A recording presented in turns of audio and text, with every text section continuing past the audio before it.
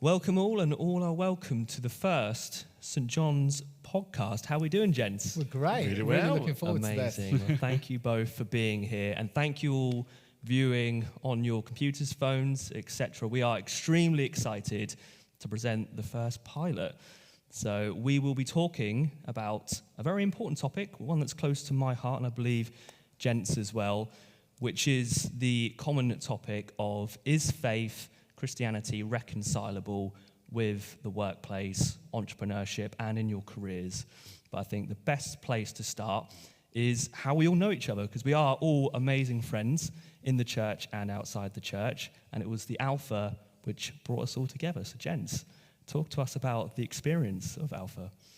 Well, the Alpha course is a great platform. It's been designed to answer some of the most classic questions about the Christian faith. But not only it addresses that academic aspect of how the ethics of Christianity and the philosophy of Christianity may or not be relevant. Whilst addressing them, the Alpha course also creates a platform for friendships in which we learn from one another, and people are welcome to ask questions, even if they diverge from the main topic of the evening. And we do that over a meal time, and then we watch a video, and then create a forum of conversation and learning together. And that can be a unique place that's safe, that's comfortable, and people open their hearts, not only to faith, but to each other. I think that's fantastic. Absolutely. Yeah, that's totally true. And of course, how we met, well, was through Alpha. But Lewis, the first time I met you, you were dressed up as an inflatable orange. As I do. We were coming in on Christmas Eve with the kids, and we'd heard in the community that actually the church to go and celebrate Christmas Eve Mass with is to come to St. John's. And we were like, okay, well, we bring the kids down. The first thing we see is this crazy Brazilian guy going like, hey, welcome, everybody. We could have rolled him down the street. It was unbelievable. I was like, okay, super cool, we're here. And then so we did that 1 year, and then the next year we came back. And then, Lewis, you did this beautiful piece. And, I'm a big believer that all change happens in a moment in time. The moment we make a new decision, or the moment where something touches us and we just decide to change course and go into a different direction. And that happened for me here in St. John's, where, Lewis, you did this beautiful arrangement with Coldplay. I'm sure you can remember that, which is where, for those of you that are watching us online or at home, that there's a song called We Pray. It's a beautiful song. And actually, if you listen to the lyrics, you realize that it's absolutely about praying. And Lewis did this beautiful arrangement between the choir and you preaching, and it just touched our hearts. And I say our hearts, myself and my wife, and our children. And I think it was about that moment that I realized you're probably the best salesman for actual Christianity. And that is because at that moment you said, oh, by the way, we're running an Alpha course. Yeah. And it just touched my heart. And I thought, well, maybe I should go and see what Alpha is all about. And the beauty of Alpha, of course, was that we could come, watch really lovely films that are up to date, and just, explains that maybe there's more to life than we've grown up with, or we're thinking, or there's a deeper meaning that we're all looking for. And that was really the start of my faith journey. And of course, Levi, you and I met there, right? We did. I remember very well. We shared a curry together on the Alpha table. That's and right. It all just blossomed from there, Paul. And I think you don't give your sales skills enough credit. I think you're equally as good as a salesman here, like Lewis, for Christianity and faith. And, one thing that really benefited me from the Alpha was just getting to know people of all different backgrounds and all different, experiences and ages. And it's something you don't normally do. And this isn't, by the way, an advertisement necessarily for the Alpha, but I can't recommend it more. And anyone that is looking to sort of meet new people in their community, it is the best place to go. So thank you very much for that, gents. But I also want to get some proper introductions as well for you both. And, if you guys are new to St. John's and you don't know the two lovely gentlemen here beside me, we have Lewis, the vicar of St. John's, Paul, a much-loved businessman, public speaker, all over LinkedIn, by the way. I recommend you check out his content too. But if we start with you, Lewis, if you want to give us a little bit of an introduction about yourself, how you found faith and where you are today.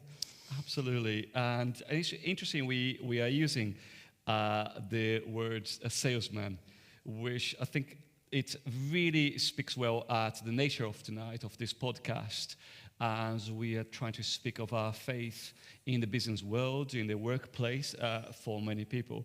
But I think it really probably seems more, instead of sales, it really comes to the place of presenting what matters to our hearts. And to me, there was a real shift at a young age. I was about 15, in which faith up to then didn't mean much at all. I was brought up in Brazil, and in Brazil, you're brought up with a football, and you love football, and you're also brought up more or less as a Roman Catholic.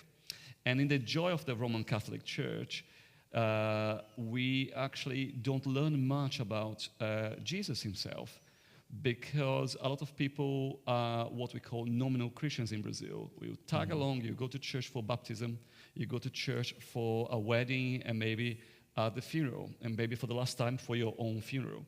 And so church becomes only important for those very occasional moments in life.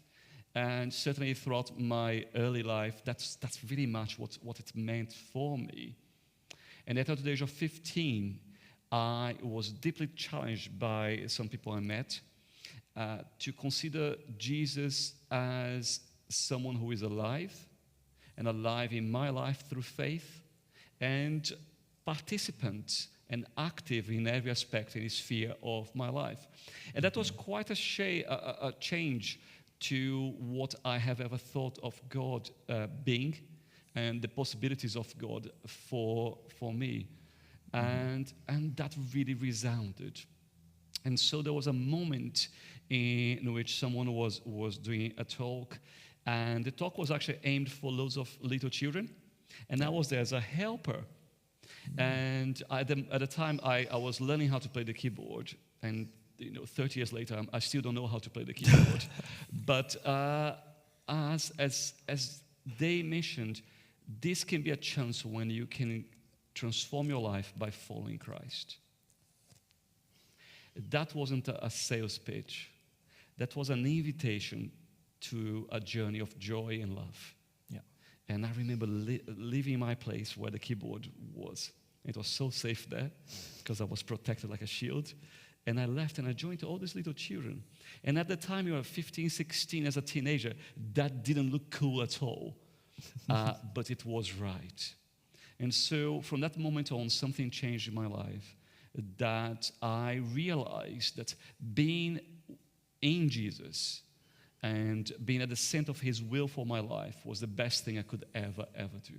And that shaped my growing up through university, and shaped my decisions from going to civil engineering and business, which that was my background and my family's background, into living in Brazil and taking on ministry full-time, becoming a vicar.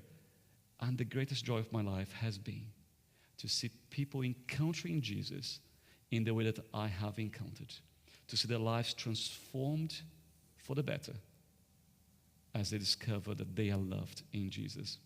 So that's me for you.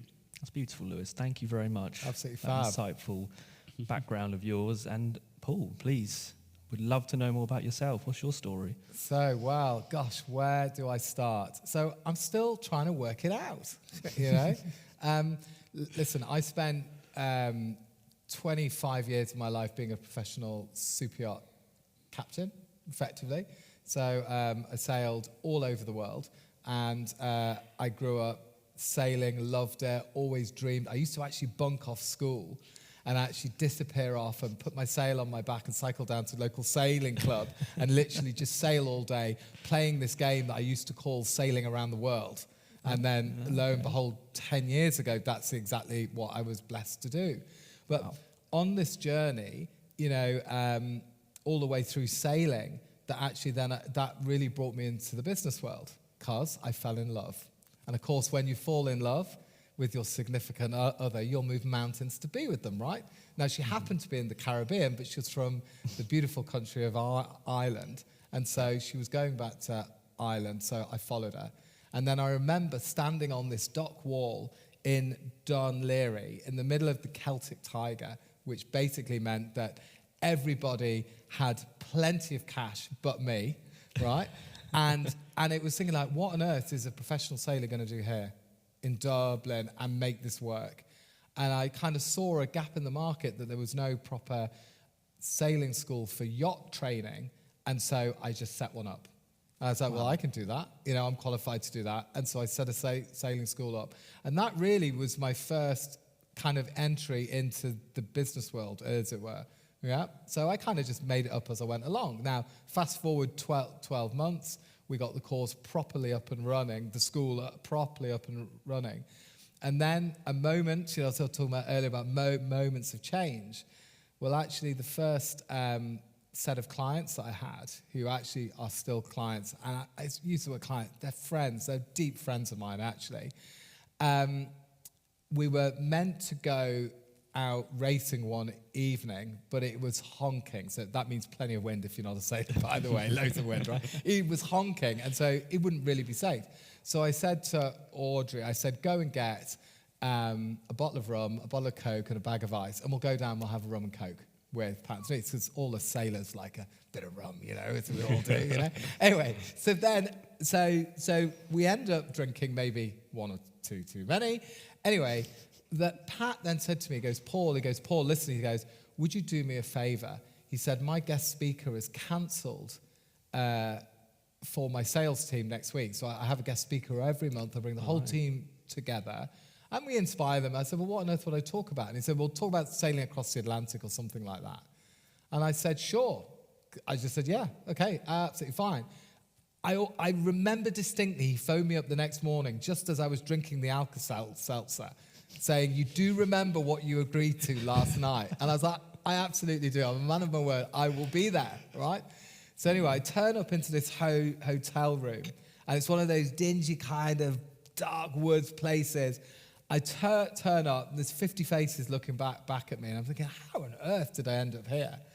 And so I talk about this trip that I did sailing across the Atlantic, and then I talked about a storm that I went through and how we handled that storm and all of those things. And then this was where life has this wonderful piece, and now I know it's maybe something above, being guided. And this came out and said, hang on, guys. I said, I've just realized something. And it kind of, I used a bit of expletive language to really grab attention of the room, right? I won't use it now, but it got everyone was like, oh, what was this? Well, he's alive because he's here. He's in this storm that he's painted up. And I said, I've just realized that actually this storm I went through is no different to the financial storm we're all about to go through.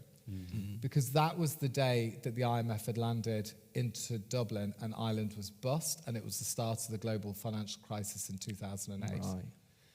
And it just worked. As in, people were like, I got it. So I said, come on, we've all got different roles on this boat. I had a trimmer, a helmsperson, a skipper, a navigator. But I said, we can't control the weather, but we can sure control the set of our sails, the course of our yacht, how we all work together as a team. I said, I get it that you understand that when I say yacht, I'm really talking about your company. Yeah. And they all went, yeah. And so I finished that piece, and Pat then said to me, he goes, Paul, he said, I've been wondering what it is you were put here to do. And he said, I just thought it was more than a sailing school. You're great at that, but I thought it was more. So he said, I think this could be it.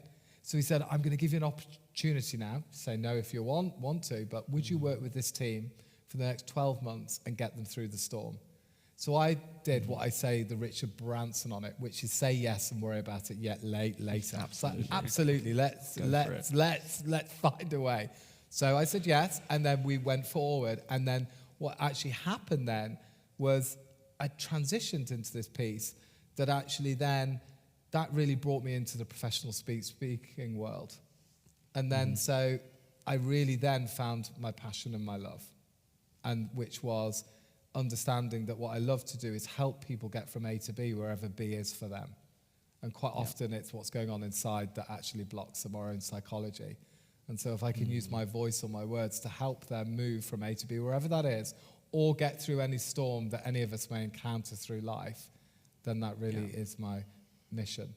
Now, I won't take up too much time because there's a lot more Paul, of the that's story. absolutely fine. I could hear you talk all day. Yeah, Trust me. But it transitions then into sailing around the world, setting up my own business, but then realizing that actually coming to faith was the piece that I was missing all the way through.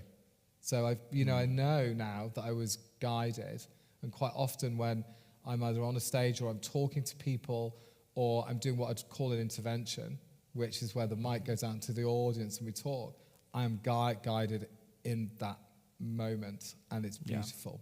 That's So, incredible, Paul. And again, thank you so much for explaining that. So I'm still figuring it out because, I think we all are. I think are it's, that, you know, and this is something that I learned from yourself, Lewis, is we're all on our own journeys with faith, and sometimes the pathway meanders, and you don't know why you're being led down that certain path, but it all makes sense in the end. And it seems like that path came to a certain milestone where it just clicked for you. You just knew that faith was the part of your life that was missing. And that's incredible that you can use your amazing skills. Some people call it sales skills.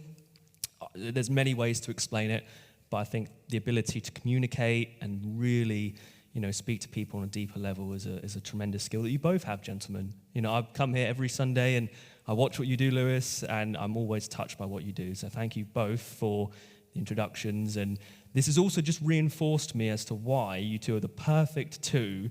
One, because you're amazing friends, and two, because, the vast experience that you have, I believe this question could be answered extremely well and extremely comprehensively. And as I said earlier on, it's the question of, is faith reconcilable with the workplace, whether you're an entrepreneur, working in a career, climbing the corporate ladder, working any job, essentially, just being in that environment where it's not typically a Christian-orientated environment. So I think the most important part to touch on that is going from the very beginning. Is faith something that you can incorporate into these situations?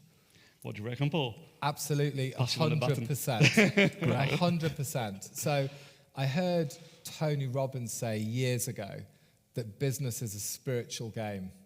And I totally agree. And I'll tell you why. Because if you think about it, where else in your life do you go that actually you build something that is outside of you and serves the world? And if I just come back to sales, right? With some of us, especially maybe on this side of the Atlantic Ocean, we do maybe have a bit of a negative association to the profession of sales. But sales is a profession. If we look around this beautiful church here, everything somebody had to sell at some point. Somebody had to pitch something, and somebody had to say, hey, look, I've got this product or this service, and I really believe that this will give you not just what you want, but what you truly need. I bet when they built St. John's, somebody had to pitch the idea of, we want to plant this church here. And so sales is really, it's part of life. And okay, for sure, there's people out there that their intention behind it is to basically drain our pockets, right? But there's other people out there that actually, sales is such an important part in the business world, because the truth is, without sales, there is no business. Without parishioners, there is no church. Think about that. So actually, the piece around Alpha is actually an amazing marketing piece. And so I think when we take our heads out of that business is just about there to make money to then use the money to do whatever, that actually if we see it as a much bigger mission, it's a place that we go to serve the world. And think of some of the businesses out there that really do add tremendous value to people's lives. So, and it's not just, from the entrepreneurial side. So if it's the business owner side, you think, I was blessed to be invited to help turn a yachting business around that manufactured these beautiful big luxury yachts. And I always remember when I used to stand on the shop floor, and we ended up with, when we walked into the business, because the business had foundered, there were 10 employees left, and they'd let 600 go, right? Wow. And when I left the business, I think there was 700 employees back, right? And we'd rebuilt this thing up. Now, I didn't do that alone. There was a whole team, okay? I was just privileged to be called the leader of that team, of that side of it. But what's really interesting is when I stood on that shop floor and I saw, again, all of these faces looking back at me, I felt immensely proud because what I was thinking was, for me to help reestablish this brand in the market, not only did it build these beautiful luxury yachts that families could buy and go off and create world-class experiences and memories that last a lifetime for their families, so that's doing good in the world, but also I thought about, how cool is that these people can go and do this with these yachts, and then these guys and girls that are building these yachts, that's also feeding their families, and that's also looking after them and giving them that job security and all of those pieces, and they can use their hands to create these wonderful yachts. So I think that there's a real spiritual game to business that people miss, not just from the entrepreneurial side, but I also think it's from the side that it's all faiths. It's not just Christianity, it's Hindu, it's all faiths. All, we can all, there's different, we won't get into the different kind of bits of the religion piece, but the point is that in the world that we live in now, I've always said to myself, if we're standing there and we've got a multicultural workforce now, right? And we want to embrace just the diversity and the inclusion. Just look to nature. Everything in nature is diversity and it's inclusion, all of these pieces, right? That actually I always used to ask myself a question at times, what would Christ do right now? Yeah. He wouldn't go, oh, sorry, you're the wrong. No, he'd go, come on. We are binding strong around this vision and mission, whatever the business is. We are binding strong around this vision. We are going to work together as a team. We're going to enjoy the journey. We're all going to grow together. And by doing that, we can take out whatever that business does in the world and serve the world with it and serve the clients and the customers at a really deep level. Yeah. So I think so my answer to the question is absolutely. I think it's critical. And I think the businesses that I work with today, the ones that do great work and the ones that ultimately succeed, you know what? There's one common red thread, and that is they've all got good karma around their business. And even if they can't put the framework on that, we would understand that as a different piece. You can see it's because the leaders and the people have their inner light shining bright. And that energy becomes attractive and engaging. And so then when that business goes out into the marketplace to attract their ideal clients towards them, guess what? They just feel pulled, they're called, and then they work with the business that they want to. And sure, there's a transactional level that happens from a financial point of view, because all the money is really fuel to make that mission bigger and get more reach. That actually, when business owners and people come from that place, in my experience, those are the businesses that make it and succeed in the long term. Yeah, absolutely. And that's fascinating, isn't it? Because that passion, that light, that drive, it comes from, yes, a place of sometimes ambition. And ambition is not necessarily always a bad thing. The ambition gives us a drive to achieve our dreams. And so from a good perspective, ambition is actually quite imperative.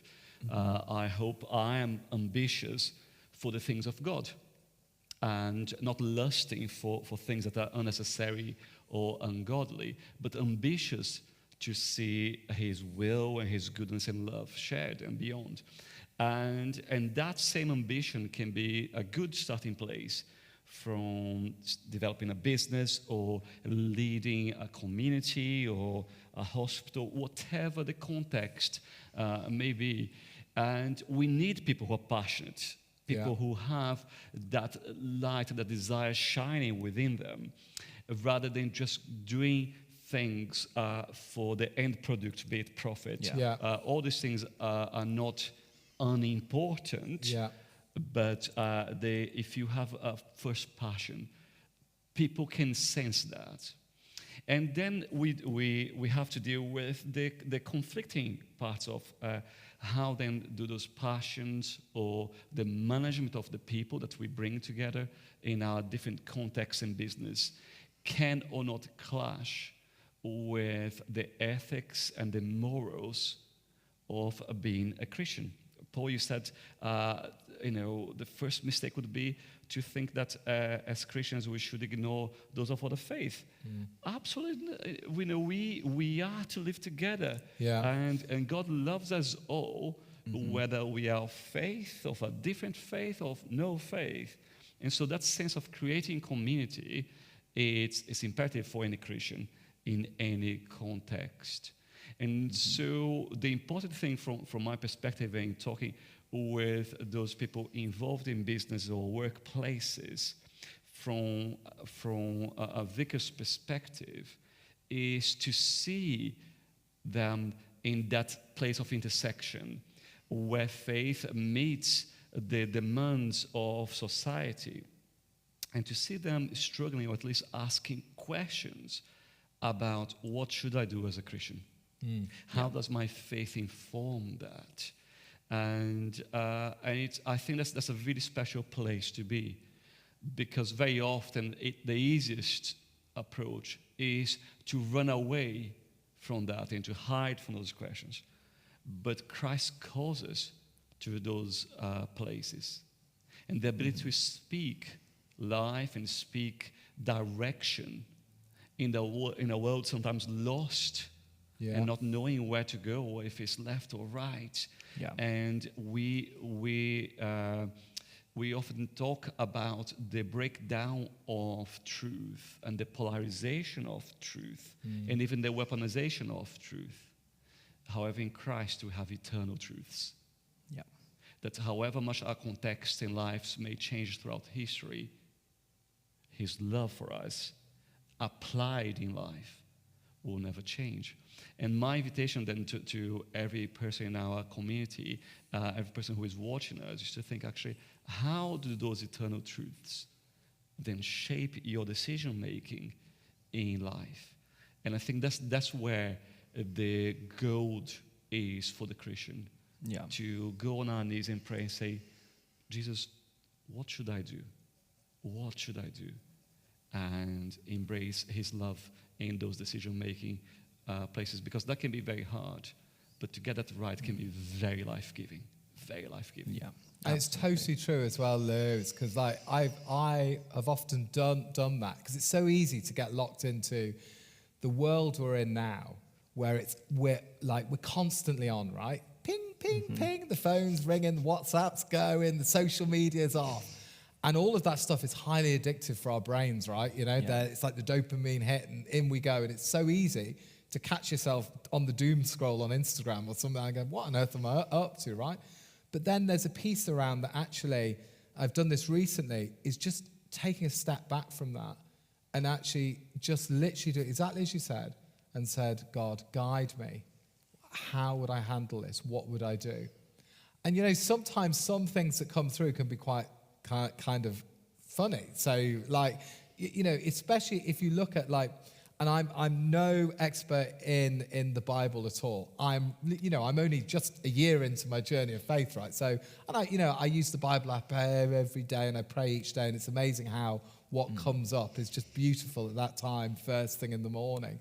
But there was something that popped into my head the other day and I used it. And it was funny, but it landed. But that is a truth from the Bible that you could use today in a business. So, for example, you could say something like, a good book once written said, ask and it is given. It didn't say bitch, whine, moan, complain and it is given. Is it? Yeah? And it was going, no, that makes sense. So why are we spending a lot of time bitch, whine, moan and complaining? Yeah. Well, that makes sense. But that's where, again, I would use this that's come from the Bible. The truth sets us free. Yeah. Just like being a navigator, we got to know where we are and where we want to go, but we've got to know where we are and be able to look for that. Yeah. And I those love eternal truths, as I call them, that we find in the words of Jesus, in the teachings of the Bible, are powerful. Really because powerful. the truth shall set us free, and we know our truth is in Christ, but then that permeates down to our ethics and moralities in the business place. Yeah. And how do we then speak in truth in every sphere of our lives? And then we see over and over again, we hear the stories of politicians, businessmen, work people who get in trouble because they were very economical with the truth. Yeah. And that comes back to bite, because you have to reinvent the reality Yeah. to reimagine what this new truth is, because it's based on a lie. And yet the Bible is clear: stick with the truth, because that's the path to freedom in Jesus himself.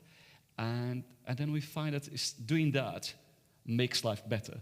Yes. Doing life makes life easier and simpler most of the time, because sometimes speaking the truth is costly. We know that. Yeah. But most of the time it keeps life simple, because we are transparent and we are honest, and that is life-giving. That is life-giving. Yeah, absolutely. And it's really interesting what you're saying, gents, with, accepting Christ into the workplace. And I've found that is usually the first step into accepting faith and Christ into the workplace. And sometimes it's for the most, unexpected reasons. It could be you're starting a business and your cash flow is completely capitulated, and you're there saying, please, I need my cash flow to come good. I need these invoices to come through. Or it could be a case of, I really want this promotion. Lord, please give me the guidance to get to where I need to be. So I find that's almost the first steps of entering faith into the workplace.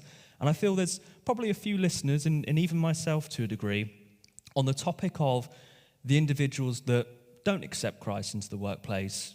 They're extremely successful, very ruthless, very emotionless, cold, whatever you want to call it, but still achieve that success over potentially someone that is more morally grounded. And I think that's a topic that people find very difficult, is why are these people successful, and are they going to have any repercussions for these bad behaviors? Does it come round to bite? So the question that I want to ask is, how do you deal with those people in the workplace if you're somewhat competing against those people? Yeah, so it is a really good point. I think it comes down to, first of all, if you are an employee and you're looking for a bit, or you want to be an employee, so i.e. you want to go and work for a business, really, I think where all of this starts is to define your own values first. I've got a little technique that we use when we hire people. And I would love to claim that I came up with this. I didn't. My beautiful wife, Audrey, did. And we were hiring somebody. I can't remember when it was, but she said, what we need to do, Paul, is a Mary Poppins list. I said, what's the Mary Poppins list? And she goes, well, you know the story of Mary Poppins. Like, the dad was trying to hire the nanny, and the kids were like, no way, no. So we asked the kids to come up with a list of all the qualities that actually the kids wanted in the nanny that was to come. And then they listed it all out, and then lo and behold, they created a vision in their mind. Mary Poppins flies in she comes, and she's just perfect. Well, I think there's two ways we can use that and apply it in the day-to-day. One is that if I'm looking for a job, and so therefore I want to go and work with somebody, then write a Mary Poppins list. What are the values that actually you want that company to abide by? Is it they're sustainable? Is it that they look after people? Is it their mission?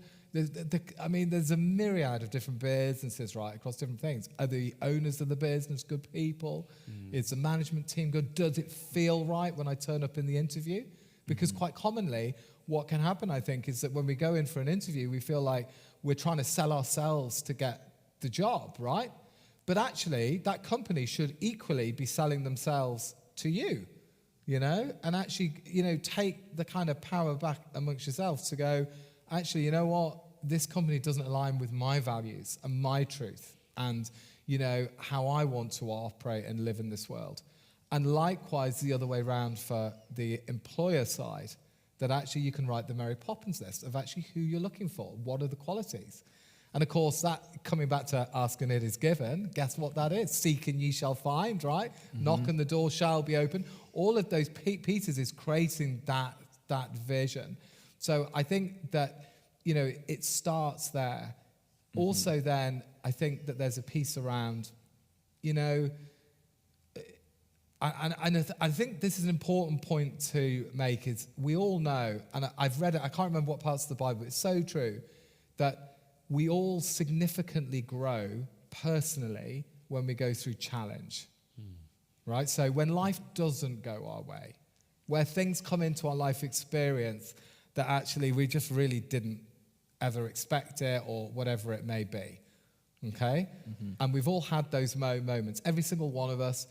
And I think, you know, if we go into an organization and they're not good to us, and I don't know, whether we're not treated well or, you know, that kind of corporate competition piece or all of those bits, you know, I think there is a piece around us to realize that we play a role in that, and it's our choice whether we're there or not. So therefore, you know, I heard a wonderful phrase recently that said, you're either a victim or a volunteer, which one is it? And I thought that was really powerful, you know, because sometimes we do volunteer, like we have to participate in our own rescue, right? So my point is that if you do go into a business or a company and it's not gone the way you want and all of those things, or people have not been good to you, or an injustice has been done, all of those pieces, maybe, because we don't know the big plan, right? Yeah. Maybe that's exactly what you needed so you could grow and move on to the next level to focus in on side. And it comes from a place of modeling good leadership as well. And for those on the top of organizations, it's what is it? Are you going to be living a double life and trying to create this company that will allow you, hopefully, financial independency and success and even fame, and you're going back home proud of the person who you are? Or how sometimes the person I am at work is not the person I am at home with my kids. Yeah. And you can be in danger if you lead in a brutal manner to create actually two different characters, one you are proud of at home and one you may be proud of, or the mask and the facets of at work. But I think society is changing. And what we're seeing more and more, both with business owners and leaders and CEOs, is that they are actually interested in creating community that flourishes, because now we maybe value our workers more than we did 20, 30 years ago. Yeah. In a sense that their well-being matters. That language of well-being is now well instilled 100%, into business. And so absolutely. the duty of caring for those working for us becomes far more important today than maybe it were. Certainly, I think that we're seeing those ethics of well-being permeating more and more in the lives of our companies, both in the UK and worldwide. Yeah. And we must welcome that, because it brings those ethics of Christ into the world about treating others and loving others in the same way we want to be loved, and loving others as Christ has loved us. So maybe we can dream of a future into which those Christian ethics will be just the common sense of living well as good people and moral people, and that will have permeated more and more in the well-being dynamics and policies of our companies.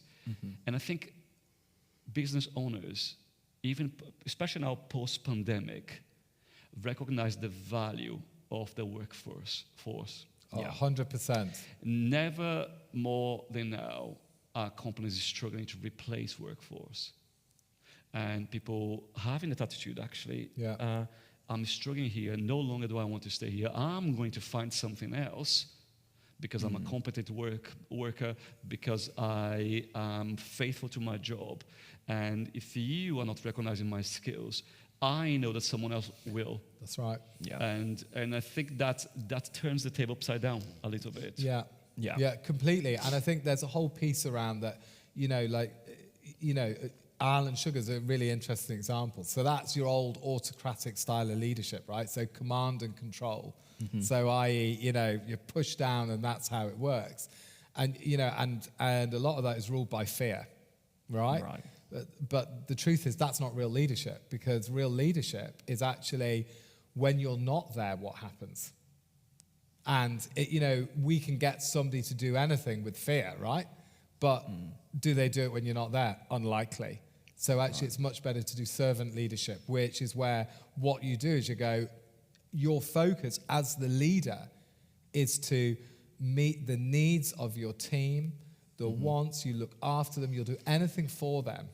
And here's a really important distinction, you're comfortable to let them outgrow you as the leader. Because that's where a lot of this goes wrong in businesses. Right. It's people get into management positions where they're like, they then start to look after their own little plot, and they start to feel a bit of fear. God, this person's getting a bit too good now. Let's just hold them down a bit.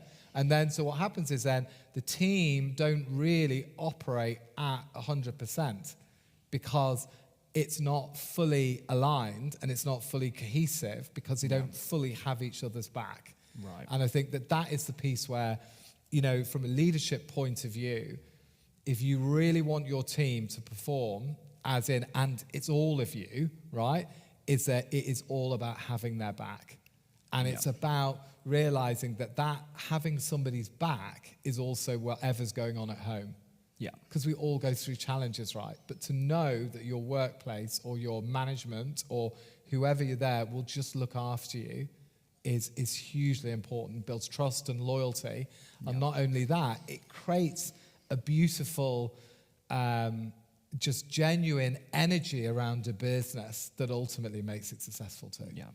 Yeah, absolutely. And I think what we've established here it's absolutely vital to have solid foundations on a moral and ethical point of view 100%. for business owners, for employees, etc. And sometimes it's a common misconception, even stemming all the way back to Alan Sugar with the Apprentice, that the ruthless, callous business individual or employee is the one that makes a success. I think that's a misconception that, it would be fantastic to clear up, because there's a lot of people in faith that also find it quite hard to openly express their Christianity in the workplace on the judgment of feeling embarrassed or that they might be considered not as capable as someone that's more nihilistic, more driven, etc., and sort of, very self-centered in what they want to do.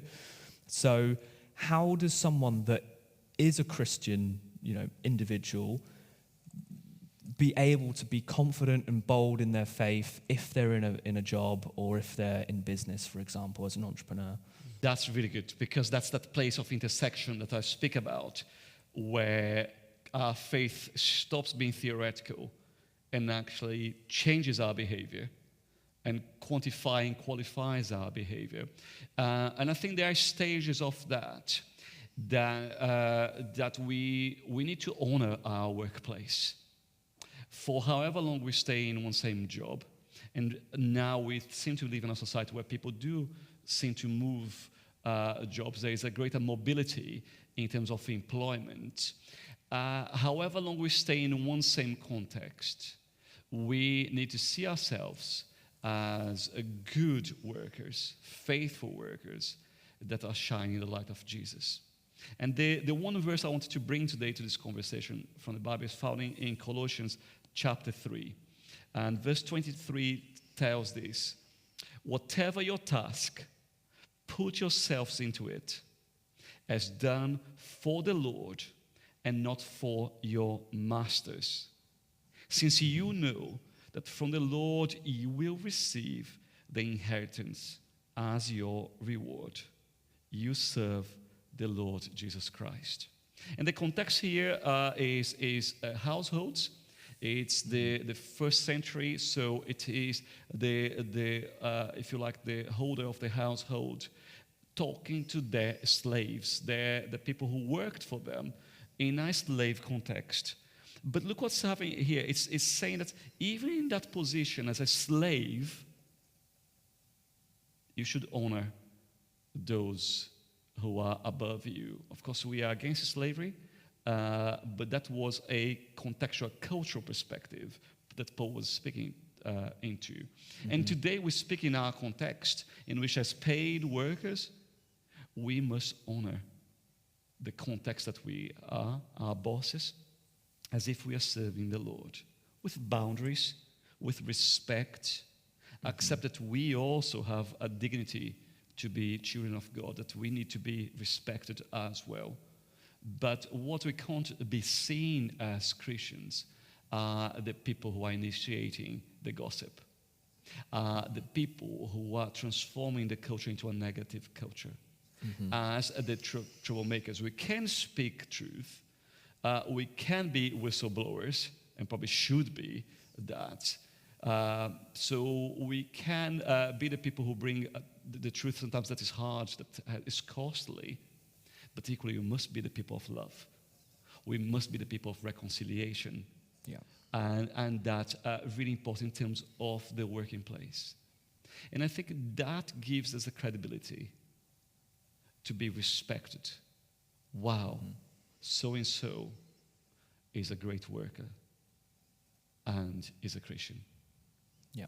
And so it gives us the credibility in the workplace to then when we actually have those opportunities in which sharing our faith more overtly occur, we can do that. And people will have already respect because they will have seen dimensions of Christ in our lives that have informed our integrity, that have informed our work ethic in such a way that when they speak about our faith more overtly, they'll say, oh, that's amazing. They are Christians and they are amazing workers. Rather than have a contrast there, dichotomy in our behaviors. And I think that's a good platform in good, healthy environments. Of course, there are places that are really, really hard. We hear sometimes places where maybe wearing a cross might be offensive to that culture. That becomes more challenging, that even sometimes often common denominator of faith, such as a cross, becomes offensive, and then one has to accept it. If God has placed us in that environment, that maybe you have to go slower.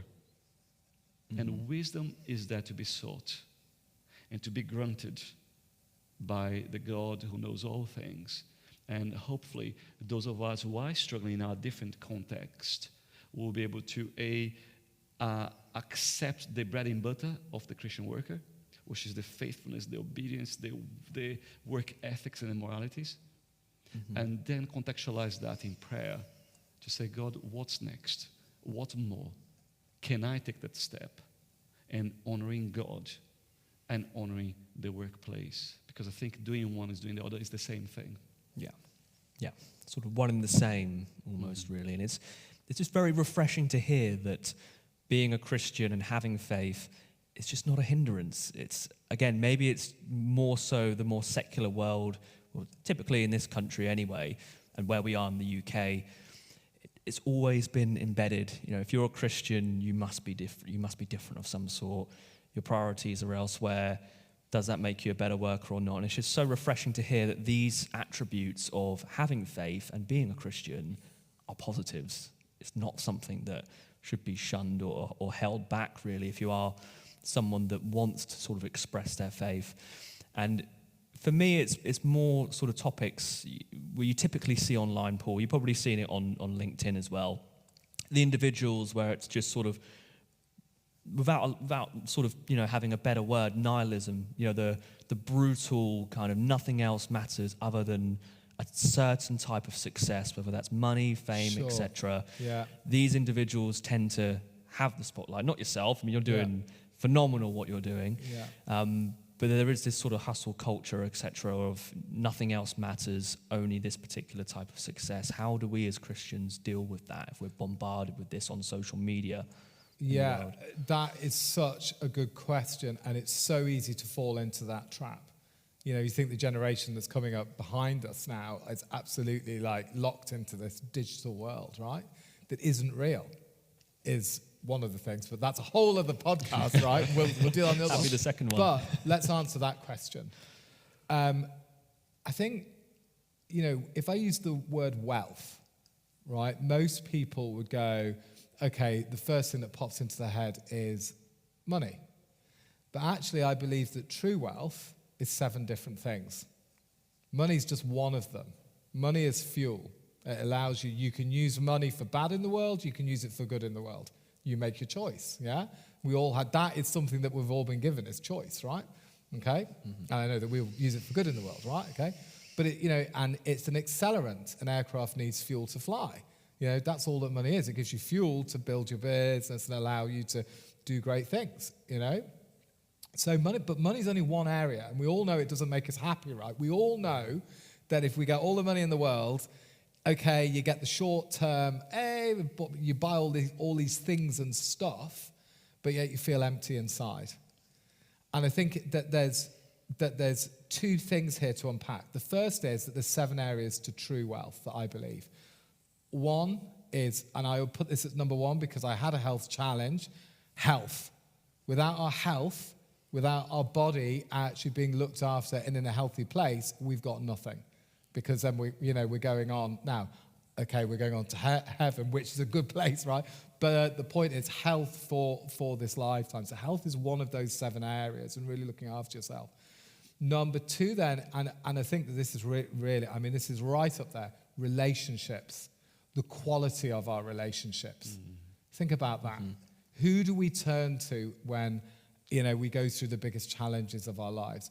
Not just the Lord and to Jesus, but also the people physically with us that actually we turn to, and the quality of those relationships, because it's so important. So we've got 3 of them. I'm very to go now. Okay, so we have health, we have relationships, right? We then have family, our personal family. That's really important, and nowhere will cut us down more than our significant other, right? Trying to, run that relationship is so important, but so beautiful at the same time. There's a beautiful line in the musical Les Miserables, right at the end. It's a beautiful line. It says, "To love another person is to see the face of God." Wow. And it just beautiful that when we get to that level of love, and then in this world that we live in, that couples then have challenges. We all have them, right? And the point is, it's something that we have to grow and nurture and always work at and put the effort in, because we go to serve there too, to serve the other person, to serve our family. So where are we now? So we've got health, relationships, our family in relationships. Money is one of them. So I'm not putting it, by the way, it doesn't mean it's in order of importance, just as they come into my mind. But money is one of them. Work, career. Yeah. Yeah? So what we actually choose to do, does it reward us? Does it fill us up inside?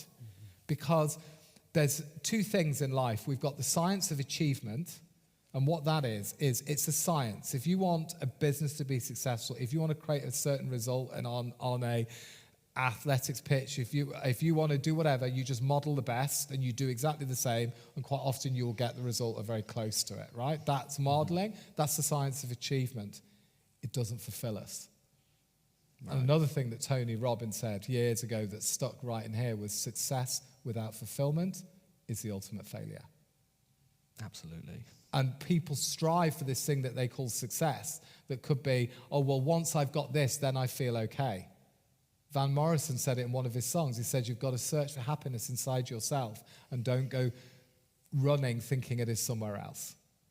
Yeah. So true. And so you've got the science of achievement and then the art of fulfillment. Fulfillment is different. It's an art, because what's going to fulfill you or yourself, Lewis, will be different to me. But one thing that really does fulfill all of us, that binds us strong, is when we get out of our own heads and we actually serve and contribute outside ourselves. Because nothing lights us up more inside than when we actually help somebody else do something, get through a challenge, whatever it may be. Absolutely. Or we get helped. So, I think it's an important part. There's other bits there that have gone from my mind, but there's 7 parts, and I'll find and send them to you. But the point is that online, it's so tricky, because I don't think I've ever met anybody on social media that's actually having a challenge in life. That's very true. It's all brilliant, isn't it? It's all working, the business is working, the Ferrari looks great, it shines, there's no scratches on it. It's total BS, right? That isn't life. It's a filtered world. And the trappings of that is where then it's so easy for us all to get locked up in comparison. Yeah. A meaning where we start to compare ourselves. And it's toxic on our mind. And I think that's where Lewis, you're talking about, where step out of it. Take that time, listen, reflect, go deep. ask the questions, and not have somebody else running our brain. Because Yeah. that is the truth. If we're every time we go back to Instagram or go back to Snapchat, wherever it is, and we go back and we get locked into it. By the way, me included, I have this struggle, right? So that's what I'm talking about. I'm talking passionately about it. Is what I realize is actually that is just, somebody else is running my brain there. It's not me.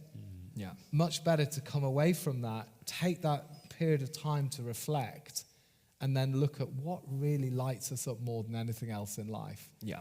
It could be the hug of our children, the smile of our loved ones, helping our mum or our dad, helping somebody else, seeing how the whole universe or God or grace or whatever you want to call him, her, whatever this experience we're all in, where it all just beautifully comes together and something beautiful happens to somebody Yeah. that we would call a miracle. Definitely. Absolutely. And that's what I Yeah. say to a lot of individuals that have faith or don't have faith, that have anxiety or even sort of more depressive symptoms, Sure. etc., through social media. Just take a step back, reflect, is this real? Is this not real?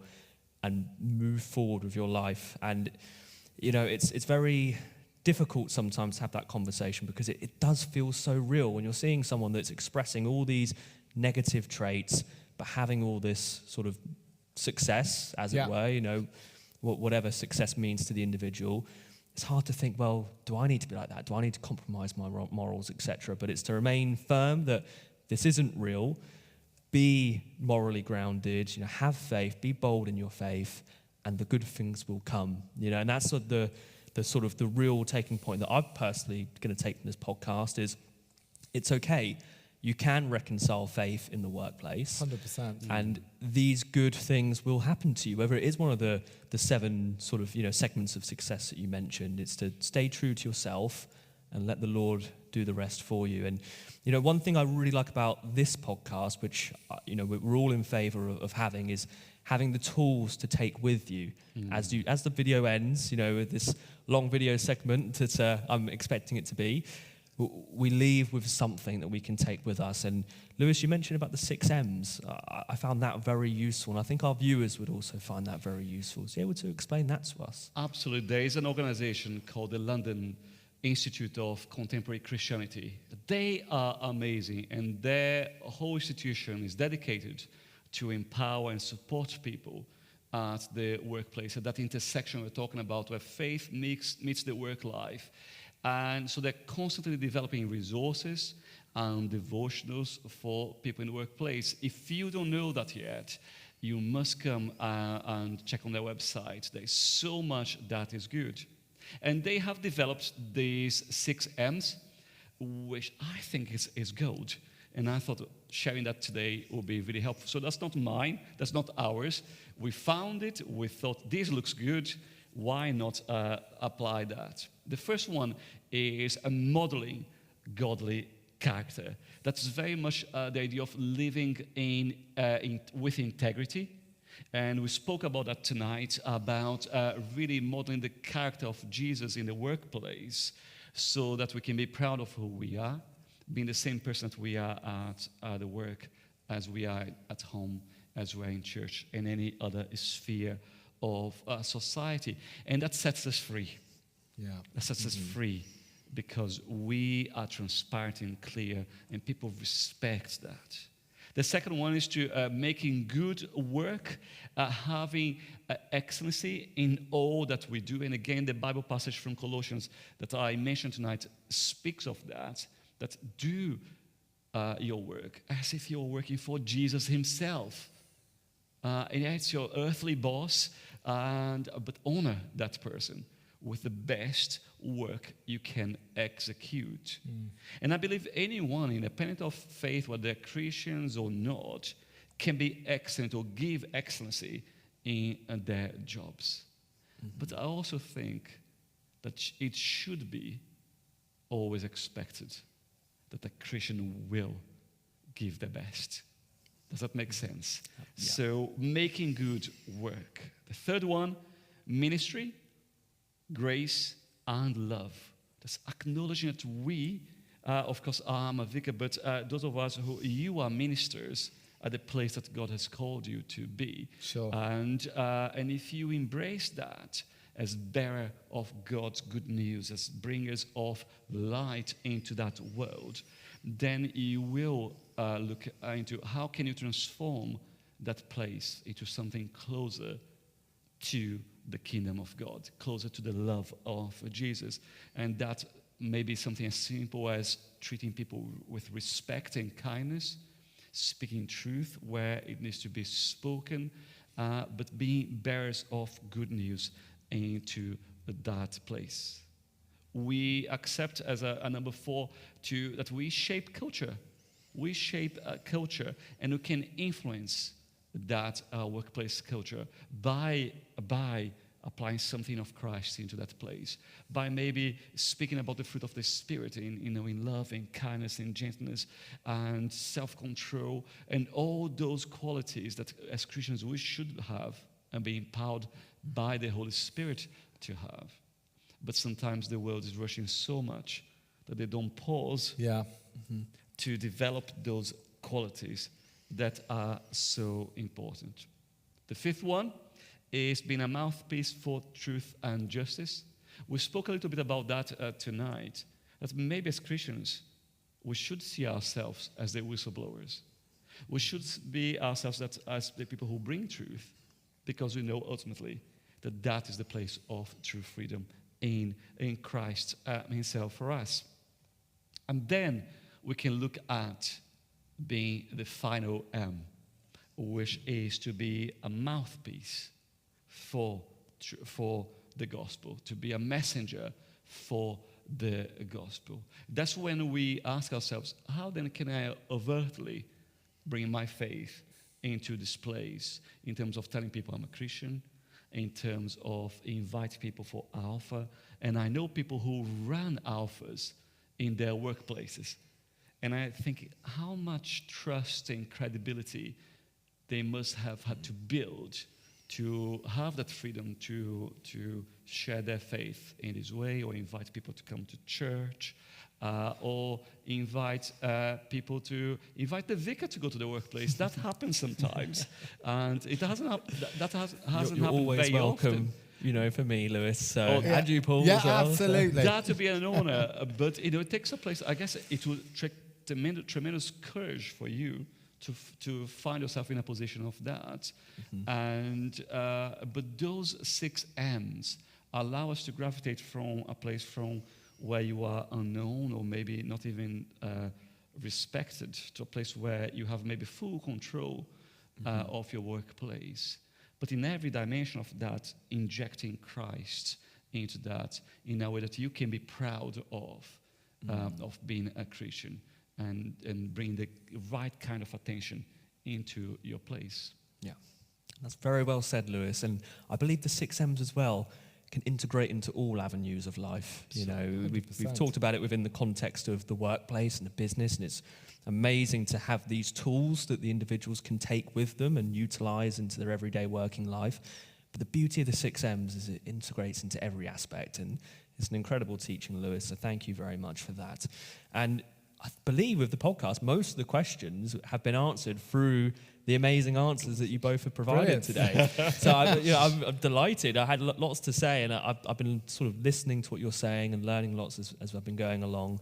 But one thing I wanted to talk about is, what would you leave the viewers, if any viewers right now are just sort of teetering on the edge, whether it's the workplace or the business, it's holding them back for taking those steps into faith. What would you say to them if they just needed that next final push or close for the salesmen, you know? So Okay. Where is the camera? So I need to look at our viewers. Just Where that are you? You're over there. So what I would say to you is this: be a lighthouse. Now, what do I mean by that? If you think about it, what is a lighthouse's job?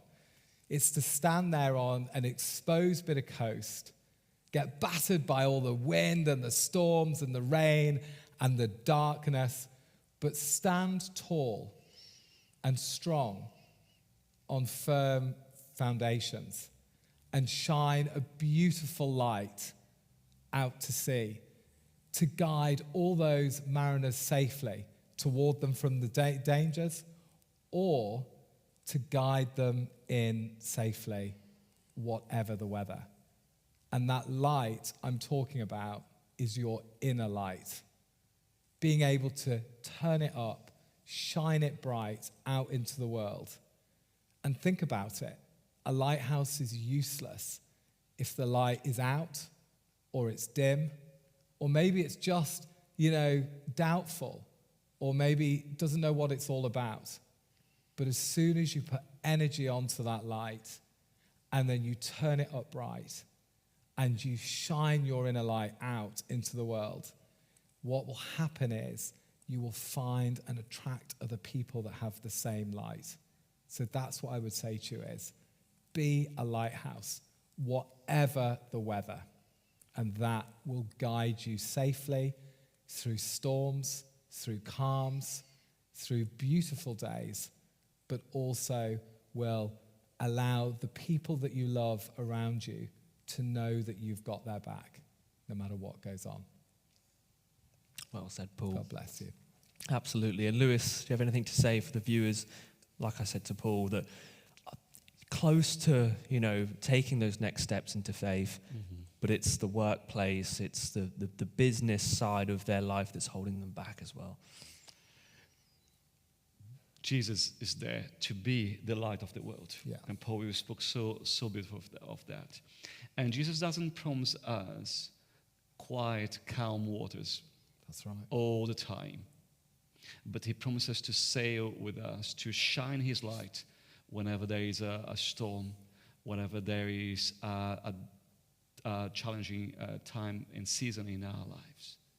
And my hope and prayer is that people know that if we go to the light of the world, to Jesus, we'll sail through every storm.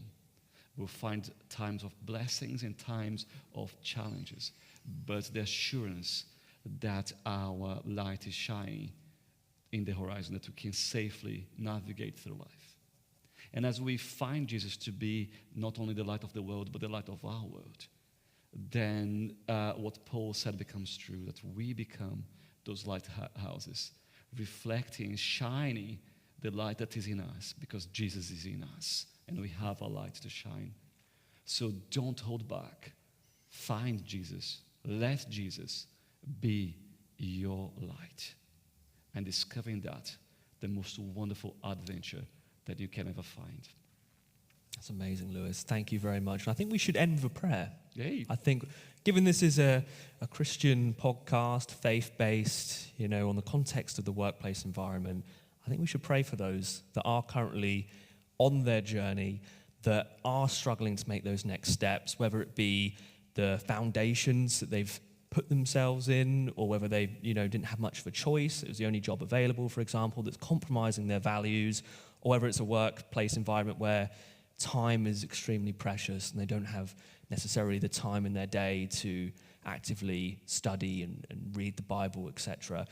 I think we should pray for those that, are just about to take those steps, or those that are going through it at the moment, and for those that have made it through altogether, that did find the light, and whether it be changing their job or, changing the individual they are in their job, starting that business. I think it'd be great to end with a prayer, and I think there's no better man for the job. Lewis, would you like to lead this one? That's great. So, Jesus, we pray for all those who may be watching this podcast, that may be on the verge of big decisions in their lives, or enduring immense pressure in their workplace. And we pray, Lord, that you will speak in the storms of their lives. And that peace will come. And that they will see you as a source of all peace, as the light of the world. And that they may be proud to walk in truth and to walk in your light, finding true contentment and true fulfillment. And may you know God's blessing upon your life, now and always. Amen. Amen. And thank you, gentlemen. Lewis Lima, you. Paul Adamson. Thank you.